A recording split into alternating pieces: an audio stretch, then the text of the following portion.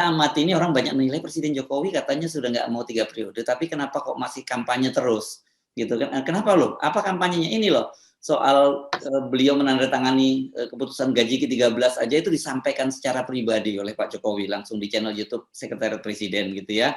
Dan bukan hanya diumumkan secara pribadi, tapi itu flyer-flyernya itu disebar di media sosial. Ini contoh nih, salah satu contohnya ini flyernya. Ngapain gitu ya, biasanya level kayak gini kan cukup Menteri Keuangan biasanya yang menyampaikan, atau ya kalau enggak Menpan RB gitu, ini kok Presiden Jokowi sendiri yang menunjukkan. Itu satu, kelihatan kampanye. Kedua, yang menarik juga kemarin itu akhirnya Ketua DPD Lanyala itu dia, buka big data yang dia sebutkan itu. Jadi bukan big mouth atau big lies gitu atau big dusta gitu, dia punya betul ternyata. Dan salah satu kesimpulannya itu karena, krisis minyak goreng, kemudian, soal penundaan pemilu itu, wacana penundaan pemilu membuat tingkat kepercayaan publik terhadap Presiden Jokowi itu terus menurun. Nah, saya kira ini, topik yang sangat menarik, Bung Roky.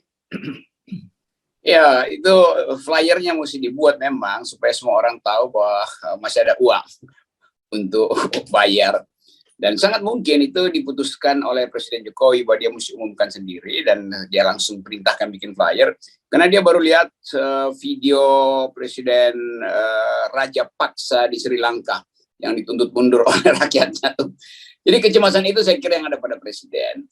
Tapi betul bahwa itu kan soal teknis yang memang udah diatur, ada gaji ke-13 segala macam, ngapain mesti dipamer-pamerin tuh. Jadi memang ini presiden yang nggak bisa kalau nggak bikin headline. Padahal headline-nya itu sebetulnya oleh mahasiswa dirobek-robek. Ini ngapain? Mau nyogok lagi tuh dengan gaji ke-13 dan TNI segala macam itu. Padahal sebetulnya di belakang itu ada problem yang lebih struktural, yaitu utang yang terus-menerus. Yang kalau dibandingkan dengan Sri Lanka berhutang 700 triliun udah panik. Kita berhutang 10.000 triliun, masih tenang-tenang aja. Tapi orang tetap anggap bahwa Indonesia ini fragile, sangat rapuh itu. Setiap saat bisa jadi seperti Sri Lanka, itu default, gagal bayar hutang itu.